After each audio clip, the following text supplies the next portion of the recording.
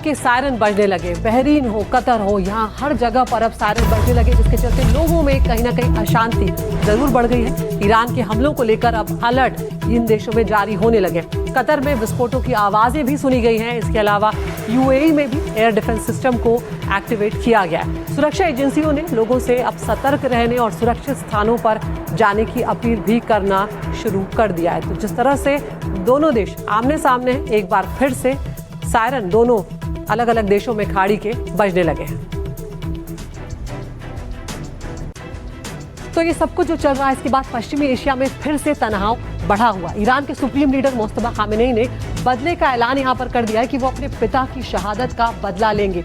तो इधर ट्रंप ने भी 1000 मिसाइलों को दागने की चेतावनी दे डाली, यानी जंग और भीषण होती हुई ही नजर आ रही है।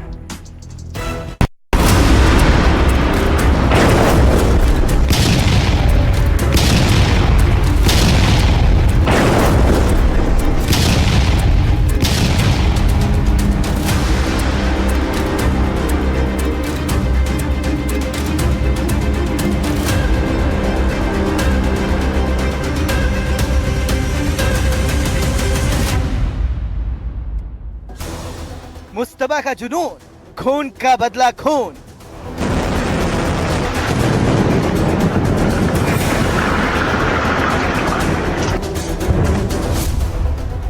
ट्रंप की 1000 मिसाइल, मुस्तफा खोलेंगे वॉर फाइल।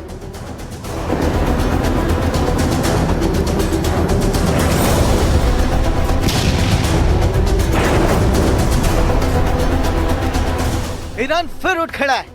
ईरान फिर बदला लेने की कसम खा रहा है और इस बार मुस्तफा खामनेई ने ऐलान भी किया है कि वो खून का बदला खून से लेंगे। अपने पिता का मौत का बदला, अपने परिवार की मौत का बदला। जिस युद्ध को खत्म माना गया था वो फिर से शुरू होने जा रहा है।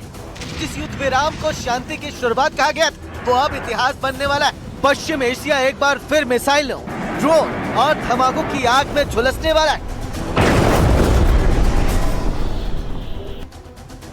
ईरान के नए सुप्रीम लीडर मुस्तफा खामनेई ने अपने पहले और सबसे बड़े संदेश में साफ ऐलान कर दिया है कि तेहरान अब बदले की तैयारी में जुट गया है।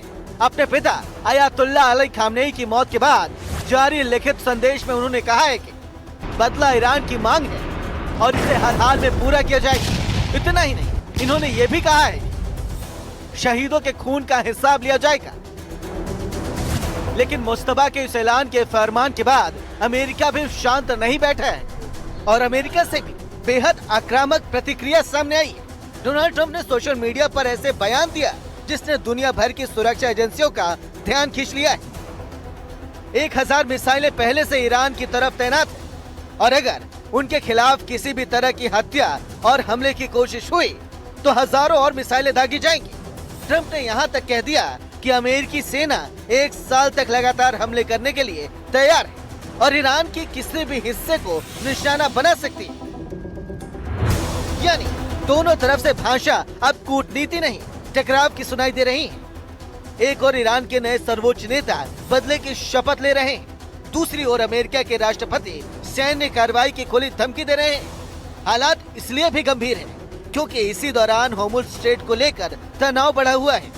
दुनिया की सबसे खास समुद्री कारोबारी रास्तों में शामिल इस क्षेत्र को लेकर ओमान में बैक चैनल से बातचीत जारी है।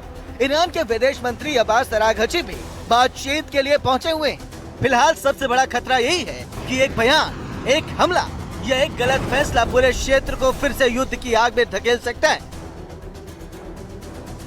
वहीं तेहरान से बदले की कसम सामने आ रही है।